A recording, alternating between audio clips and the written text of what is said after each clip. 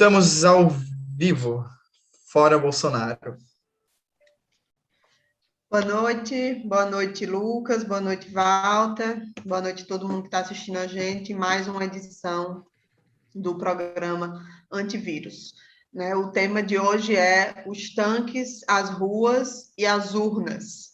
E quem vai começar falando é o companheiro Walter Pomar. Muito bem.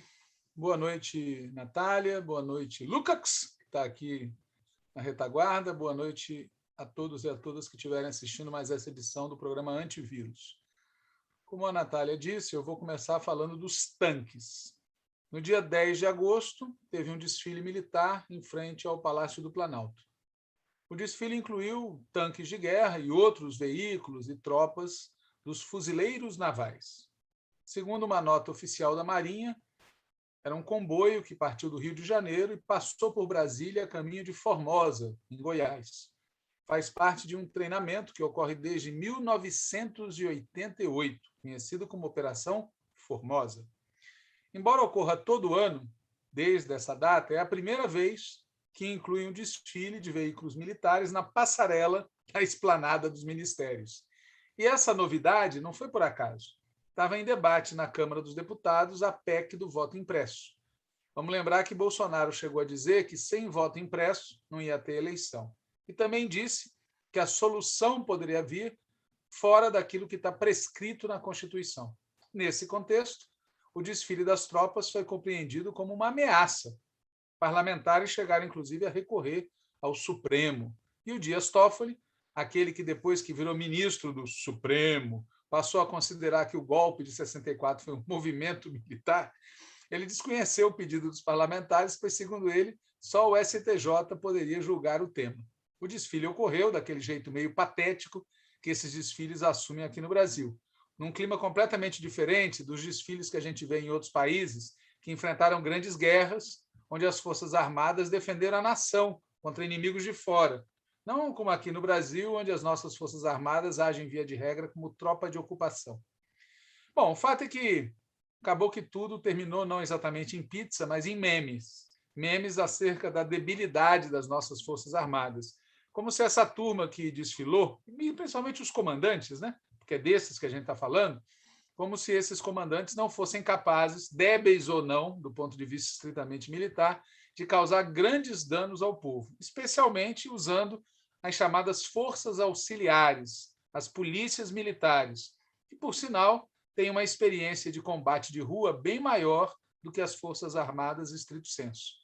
O caso é que a gente precisa olhar esse episódio em perspectiva, né? Faz parte de uma escalada retórica e prática do Bolsonaro, que muita gente diz que quer dar um golpe. Na nossa opinião, esse jeito de colocar a questão é um pouco torto, porque, a rigor, o golpe já foi dado. O principal objetivo de Bolsonaro é que o golpe não seja desfeito, é continuar onde ele está. E, para isso, ele precisa evitar o impeachment, precisa se manter em evidência, do ponto de vista político, como um dos polos nacionais, precisa definir a pauta do debate político, precisa manter o seu núcleo duro, precisa ampliar a sua base de apoio. E cá entre nós, com altos e baixos, para um governo que tem nas costas mais de 550 mil pessoas mortas, que tem nas costas um número que oscila entre 14 e 30 e tantos milhões de desempregados, um governo que recolocou o Brasil no mapa da fome, é inacreditável que, tendo esse currículo, o cara consiga ainda ter esse grau de iniciativa. Bom, alguém pode dizer, ele faz esse tipo de ação ao preço do ridículo. Sim, mas ao ridículo, o que tem? Ele faz esse tipo de movimento e, com isso, amplia o desgaste dele junto a setores das elites. Sim, mas e daí mesmo? Porque essas elites estão ganhando tanto dinheiro, estão se beneficiando tanto deste governo e do que ele propiciou. Ele faz esse tipo de movimento e perde apoio nas Forças Armadas. Essa é uma questão muito interessante, né? Será mesmo que esse desgaste está ocorrendo? Provavelmente sim. É verdade que há sinais contraditórios e é óbvio que tem algum nível de desgaste. Mas também é verdade que grande parte do que na esquerda se fala acerca do que realmente pensa a cúpula das Forças Armadas é desejo de quem fala, não informação. Basta lembrar das bolas fora que se deram acerca de Vilas Boas no passado, acerca de Santos Cruz, acerca dos novos ministros militares, tudo bola fora. As pessoas tinham expectativa de que eles fossem diferentes de Bolsonaro. E só vem acumulando informações no sentido contrário, né? De toda maneira, é óbvio, na nossa opinião, que o bolsonarismo, que é diferente do Bolsonaro pessoa física, é mais forte do que imaginavam alguns iludidos. E Bolsonaro não tem hesitado em fazer ameaças. E mesmo nesse tema das Forças Armadas, quem acha que tem desgaste tem que perguntar sempre, esse desgaste que Bolsonaro acumula junto às Forças Armadas, junto à cúpula das Forças Armadas, se esse desgaste de fato existe, ele vai ao ponto dessa cúpula querer afastar Bolsonaro, querer mudar o rumo das coisas? E se isso viesse a acontecer, ou seja, um golpe propriamente dito de força, isso por acaso seria bom para o povo e para a esquerda, né? Tem gente que acha que sim, no fundo, e alimenta discursos falsos, do tipo Mourão é melhor do que Bolsonaro, ou outras besteiras do gênero. Sem falar nas pressões que são feitas no sentido de que o PT, a esquerda, e em particular Lula, dialoguem diretamente com as Forças Armadas, aceitando-as como se fossem interlocutoras legítimas. Basta ver as várias notícias que saíram na imprensa dizendo que Lula faria um pronunciamento às Forças Armadas, que Lula faria uma carta aos militares. Claro que o Partido dos Trabalhadores e a esquerda devem sim tratar publicamente do tema Forças Armadas, polícias militares, crime organizado, segurança, defesa, etc. Aliás, o PT já deveria ter feito tudo isso quando, há vários meses, se debateu o famoso programa de reconstrução e transformação nacional. Mas, naquela ocasião, muito por responsabilidade de um setor do partido, o Diretório Nacional decidiu remeter o assunto para uma comissão e, como só ia acontecer, dessa comissão até agora não saiu nada. Depois, o Diretório Nacional e a Comissão Executiva Nacional do PT voltaram a debater o assunto. Nós, inclusive, apresentamos um projeto de resolução a respeito do tema Forças Armadas e, novamente, não houve deliberação. E depois, sem que o DN tivesse deliberado qualquer coisa sobre o assunto, começou a tal boataria que eu citei antes, de que o Lula faria uma carta aos militares. É tudo o que os caras querem, serem aceitos como parte legítima do debate político. E não são.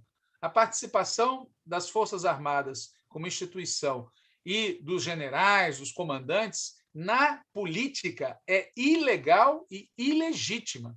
E qualquer pronunciamento público a respeito não pode passar o pano dessa gente e não pode tratá-los como interlocutores legítimos. Felizmente, nosso companheiro Lula disse, na reunião que houve da Executiva Nacional do PT nesta segunda-feira, e depois divulgou publicamente, que não faria carta alguma aos militares. Bom, isso posto, o que é que nos interessa? Nos interessa mudar o país. E para mudar o país é preciso ganhar as próximas eleições. Mas é preciso ganhar em condições que nos permitam fazer mudanças. E uma dessas condições é acabar com a tutela militar. Mas isso não basta, é preciso dizer ao país o que nós faremos com as Forças Armadas, com as polícias militares, com a política de segurança pública, com a política de defesa, e não pode ser, vamos fazer o que já fizemos, porque o que já fizemos abriu espaço para que essa gente fizesse o que fez. E, nesse sentido, fazer piadinha com a fumaça dos tanques não ajuda e nem resolve. Pode soar como risada de quem, no fundo, está um pouco nervoso com a situação. O que ajuda a enfrentar esse tema da tutela militar e da ameaça permanente dos militares interferirem na política nacional, ou o que ajuda a enfrentar a interferência real deles, que estão interferindo aqui e agora, como se viu na tragédia da Covid-19, o que ajuda a resolver isso é equacionar de maneira adequada as ruas e as urnas. Pois, se depender do que está acontecendo na casa do povo, a gente está lascado. Mas sobre isso, é a Natália quem vai falar.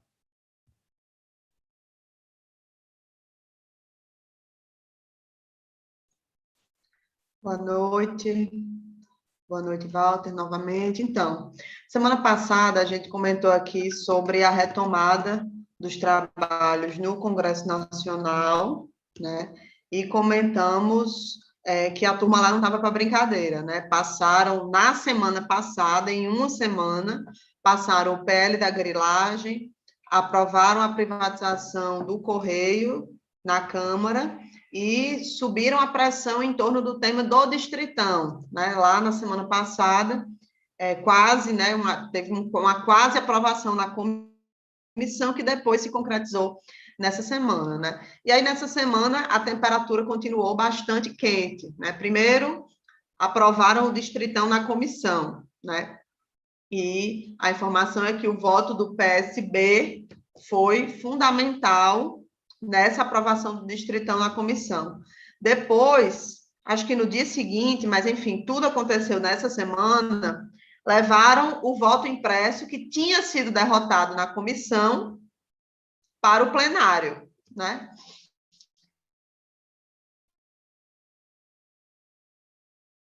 Isso não é usual na comissão ter sido arquivado, mas Lira disse de público, né, que levou o voto para o plenário como parte de um acordo com o Bolsonaro, né? E como, enfim, uma espécie de acordo para colocar para votar e colocar uma pedra sobre o assunto. Mas foi um acordo com o Bolsonaro que, inclusive, viabilizou todo o show que ele fez com os tanques militares no dia da votação do plenário, né? No plenário, é bom que se diga sobre o voto impresso ainda, eles tiveram mais votos que nós, né, a favor do voto impresso. Só não passou porque é uma PEC, né, uma proposta de emenda à Constituição, e precisa ter um número mínimo de votos que é maior que a metade, né, 308, se eu não me engano, o quórum da PEC. E aí, sobre isso, uma coisa interessante é o seguinte: na véspera da votação, a deputada Jandira Fegali, do PCdoB do Rio de Janeiro, estava falou publicamente no Twitter, né, tweetou, dizendo que o mapa do voto impresso era o seguinte: 329 contra, 86 a favor, e os demais em categorias lá de indecisos. E foram 229 votos a favor, mais do que a quantidade de votos contra, né? De 86 para 229 é uma imensa diferença, ou seja, é erro de análise e de informação, né?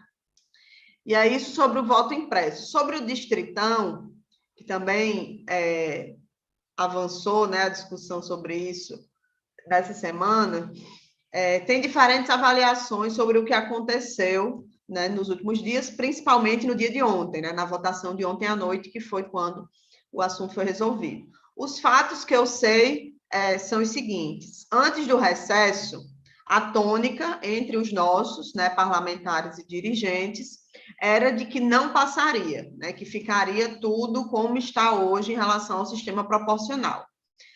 E havia já há semanas, talvez um mês e pouco, enfim, quando esse assunto estava sendo debatido na direção do partido, já havia a indicação de que era possível ocorrer uma chantagem acerca do retorno das coligações proporcionais, né? O termo chantagem sou eu que estou usando, né? Pelo que eu vi de ontem para hoje, alguns começaram a preferir usar o termo acordo, né? Mas, na prática, se trata efetivamente de uma chantagem, o que aconteceu ontem, né? Um deputado do PDT, né, um dos que são contrários ao Distritão, disse muito explicitamente isso. Eles colocaram o bode na sala, e depois que tiraram, ficou parecendo que a nova configuração era boa, né? Ou seja, ameaçaram com o Distritão para colher o retorno das coligações proporcionais, né? Não que uma parcela não queira o Distritão, obviamente querem, defendem o Distritão e não abrem mão do seu programa máximo, como a gente está podendo ver, né, tanto nos últimos dias quanto nesse debate, levaram o tema do Distritão para o plenário. E também é óbvio que é importante dizer que derrotar o Distritão foi importante, né? Seria muito ruim para nós da esquerda a aprovação do Distritão, né, um sistema que iria aprofundar as distorções do já complicado sistema proporcional, né, privilegiar a manutenção dos mesmos mandatos que estão aí, né, dos ricos, de quem já é conhecido, dos caciques, das celebridades. E é importante dizer uma coisa: o problema não são as celebridades em si, né? Quem só fala disso é quem tem medo de perder a sua vaga, né? O problema principal do Distritão é que reduz a proporcionalidade das eleições proporcionais. E o fato é, quanto menos proporcionalidade, menos representação dos mais diversos setores, né? Menos representação da esquerda, da classe trabalhadora, das mulheres, dos negros e negras, das pessoas LGBT, menos representação, né? De chamadas minorias que a gente sabe muitas vezes são maiorias na sociedade, né? E que tem o seu espaço reduzido na representação parlamentar por conta do sistema atual, né? E que com o Distritão perderiam ainda mais esse espaço. Enfim, é um desastre para projetos coletivos ancorados em partidos ideológicos, especialmente os de esquerda, né? Gente como o pessoal do Novo conseguiria o dinheiro necessário para escapar desses problemas, né? E aumentar a sua representação. E aí, muita gente disse, né, de público ou nos bastidores, inclusive o próprio presidente do Senado falou de público e muita gente lá do Senado confirmou isso, que o Distritão não passaria por lá, né? Então, era esse o ambiente no dia de ontem. A gente nunca vai saber, né, se não passaria mesmo. Enfim, agora foi rejeitado na Câmara, né, para quem não acompanhou o processo do que aconteceu hoje, a gente nunca vai saber se, caso tivesse passado na Câmara, seria barrado no Senado, até porque a gente não confia na palavra dessa turma, né? Mas aí o que foi que aconteceu, né, para essa situação que a gente está hoje, que é da derrota do Distritão?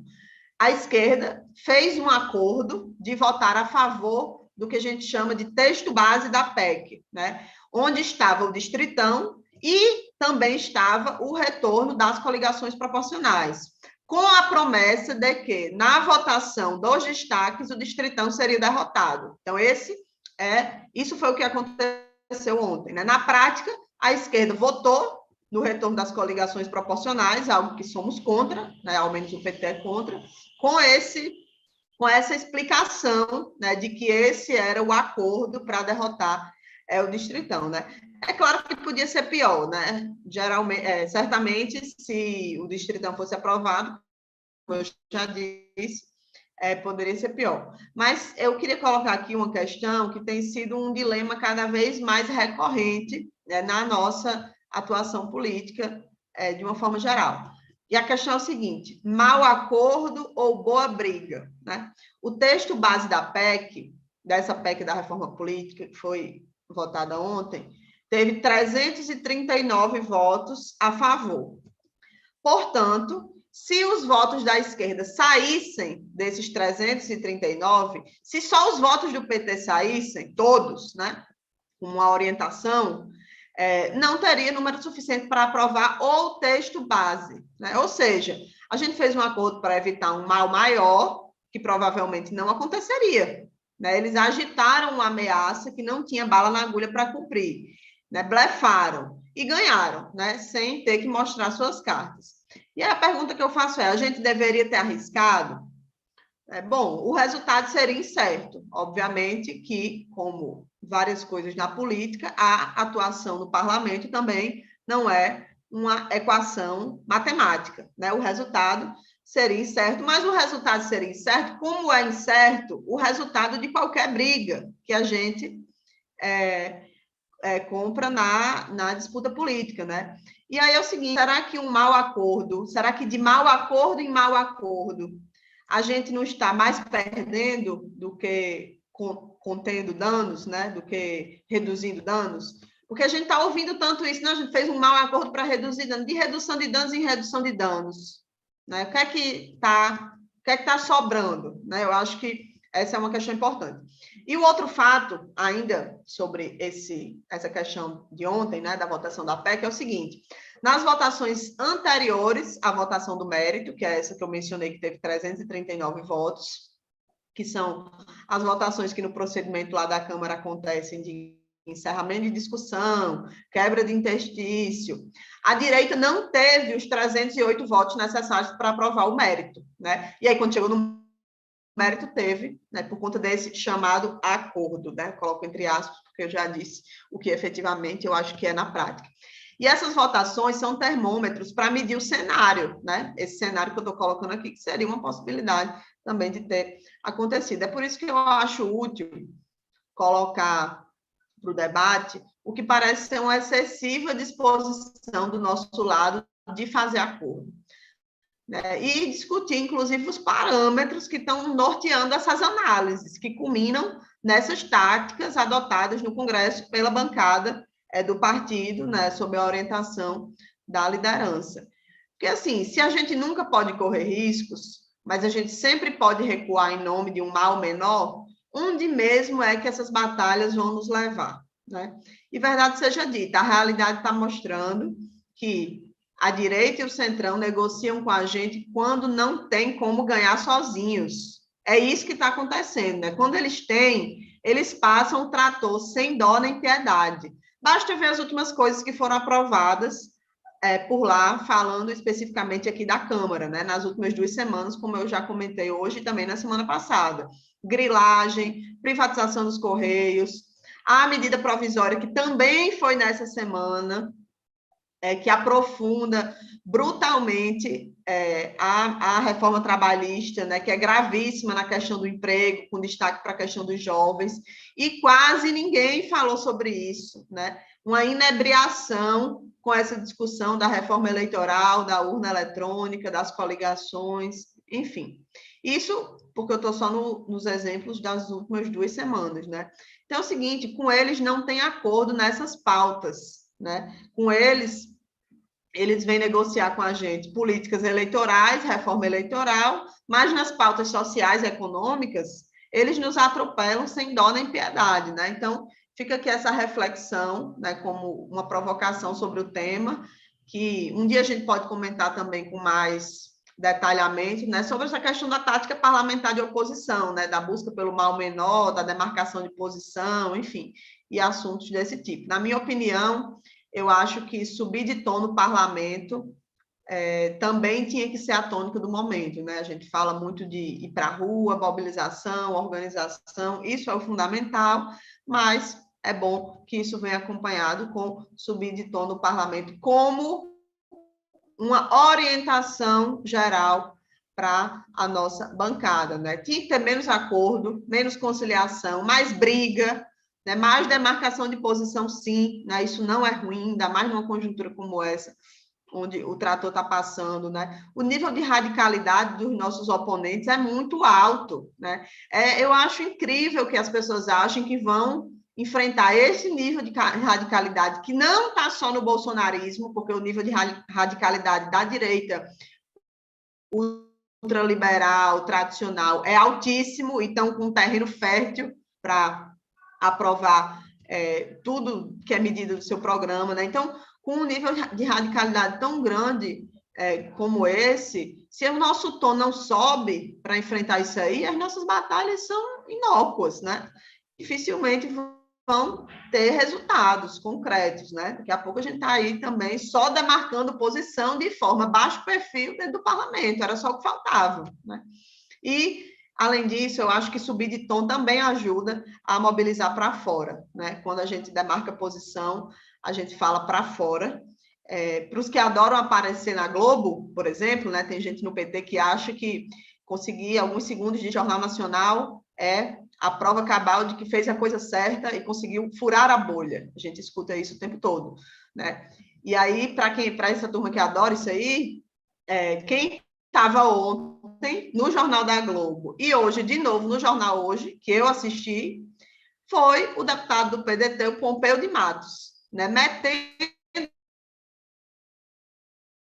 a boca no Distritão, metendo o retorno das coligações proporcionais, deixando explícito a chantagem que aconteceu. Esse termo bode na sala, inclusive, foi ele que usou. Eu falei aqui copiando da expressão que ele usou para descrever o que aconteceu, né? E aí a gente ficou, né? A orientação do partido, do nosso partido, do PT, acabou sendo a de deixar a nossa digital, né, nessa coisa, que é o retorno das coligações. Então, enfim, também por tudo isso, né, pelo que Walter comentou acerca dos militares, pela temperatura elevada contra nós no parlamento, porque está muito desfavorável a situação, é que também por conta de tudo isso, o tema das ruas ganha uma importância muito grande, né? Vamos atentar para o seguinte: a presença de Lula entre os candidatos a presidente, né, que estão colocados para o ano que vem, a partir da recuperação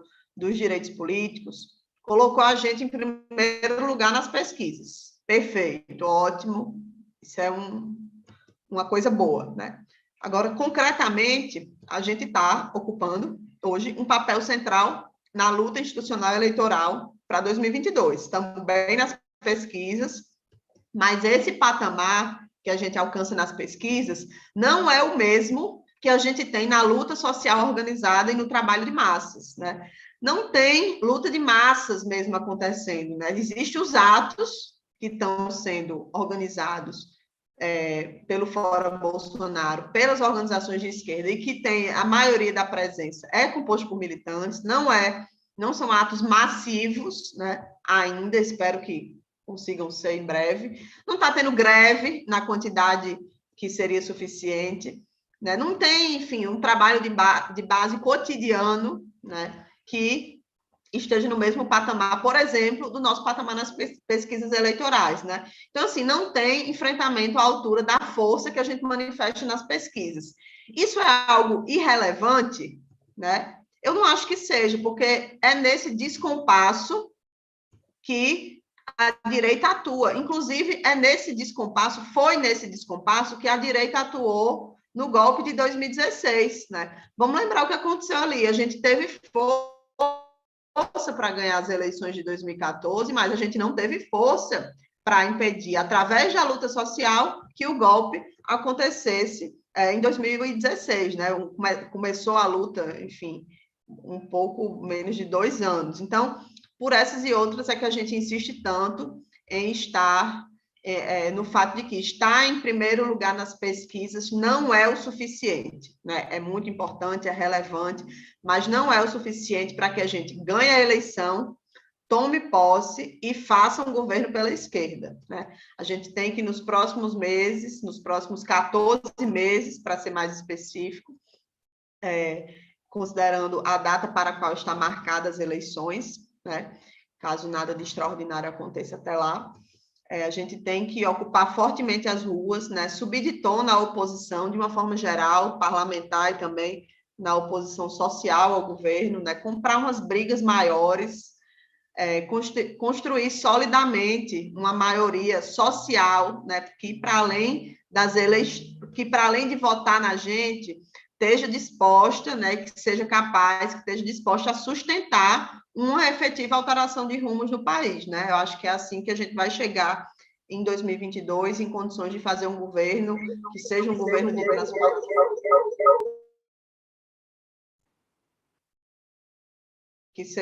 de transformação, e que coloque essa extrema-direita que está aí na lata do lixo.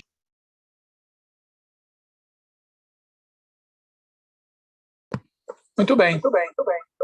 Eu estou tendo que fazer uma manobra aqui, que eu acho que não está funcionando. Vocês estão ouvindo o eco? Precisa fechar o áudio do computador. Tá um eco. Você precisa deixar no mudo o seu computador.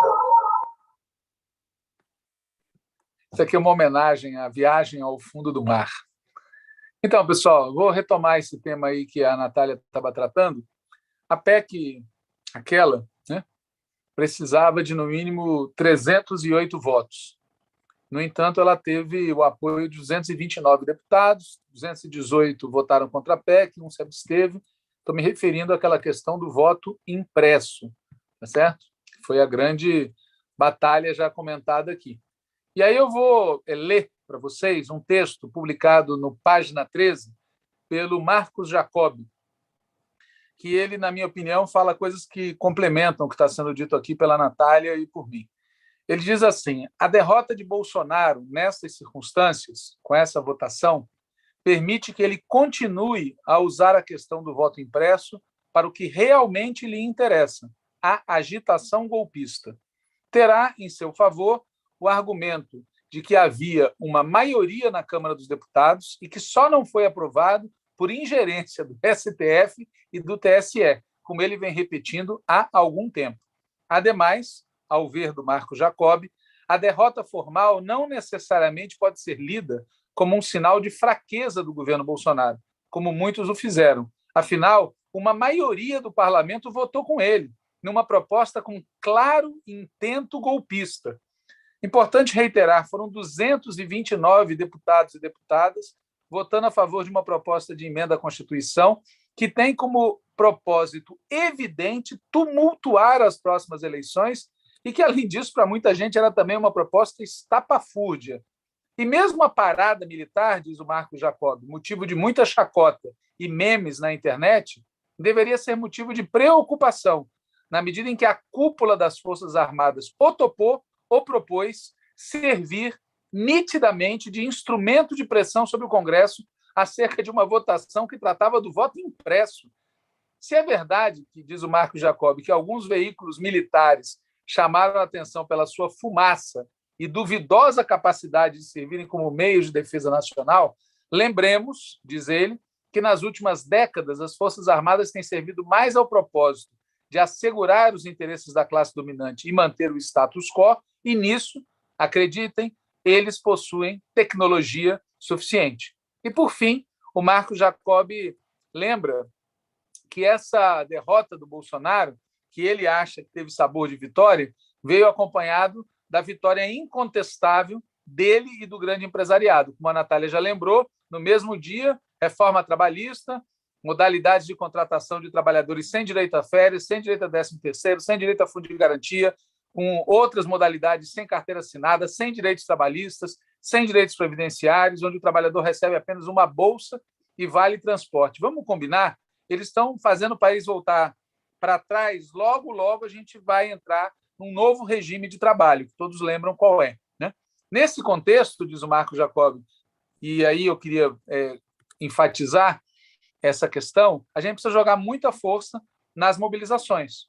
A Natália falou já disso, eu quero chamar a atenção para o dia 18 de agosto, que vai ter uma manifestação com paralisação em defesa de serviços públicos, e no dia 7 de setembro, uma grande manifestação fora Bolsonaro. E essa data do 7 de setembro é importante, porque nós estamos diante do desafio de uma segunda independência que não pode ser obtida nos marcos do tipo de capitalismo que a gente tem aqui no Brasil, nos marcos da dependência que a gente tem aqui no Brasil, nos marcos da desigualdade que a gente tem aqui no Brasil, nos marcos do tipo de Estado que a gente tem aqui no Brasil. E é por isso que a gente enfatiza sempre a necessidade de subir o sarrafo do ponto de vista do debate ideológico, recolocar o tema do socialismo na pauta, se é que a gente está falando sério quando a gente fala de ter uma segunda independência. Sem mobilização do povão, o fato é que não vai haver final feliz nessa nossa história. E eu quero aqui reafirmar uma coisa que eu disse num texto publicado hoje cedo. Desde 2016, a gente está andando para trás do ponto de vista econômico, do ponto de vista social, do ponto de vista cultural e do ponto de vista político. Não adianta adorar a pílula. A dinâmica da luta de classes nos últimos anos tem sido essa. A direita ataca com tudo em favor do programa máximo deles. A esquerda, para evitar o que parece ser uma derrota total, recua. O ataque da direita é detido. A esquerda comemora, pois podia ser pior, e podia mesmo, mas a questão é de sempre, né? O copo está meio vazio ou está meio cheio? Foi uma vitória parcial ou foi uma derrota parcial? Caminhamos para uma situação melhor ou para uma situação pior? E quando a gente olha o processo de conjunto, o que a gente percebe é que está em curso uma espécie de golpe em suaves prestações. Suaves uma ova, né?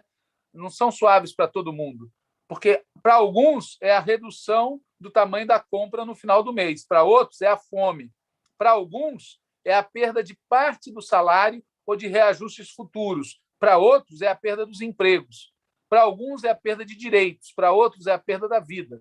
Podia ser pior?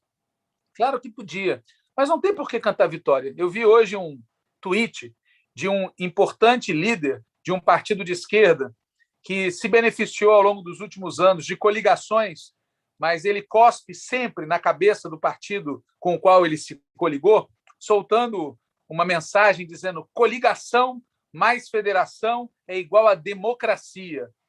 Esse tipo de conceito de democracia é que nos mata. A gente está lá enfiado no debate sobre o sistema político e na vida do povo as decisões vão sendo tomadas cada vez mais duras, como foi lembrado aqui, né? Bom, isso posto, e para encerrar, considerando isso de conjunto, é que dá para a gente dizer que, nesse ritmo, o futuro vai ficar atrás da linha de partida, porque a gente está indo em direção ao passado, o que ajuda a entender por quais motivos tem uma parte da esquerda que confunde 2022 com 2002. Só que, na verdade, eles não percebem que 2022 não será 2002, e essa estrada do tempo está nos levando lá para o primeiro quartel do século XX. E, se bobear, como eu falei antes, vai nos levar mais para trás, porque o tipo de relação de trabalho que eles estão recriando é aparentado com a escravidão.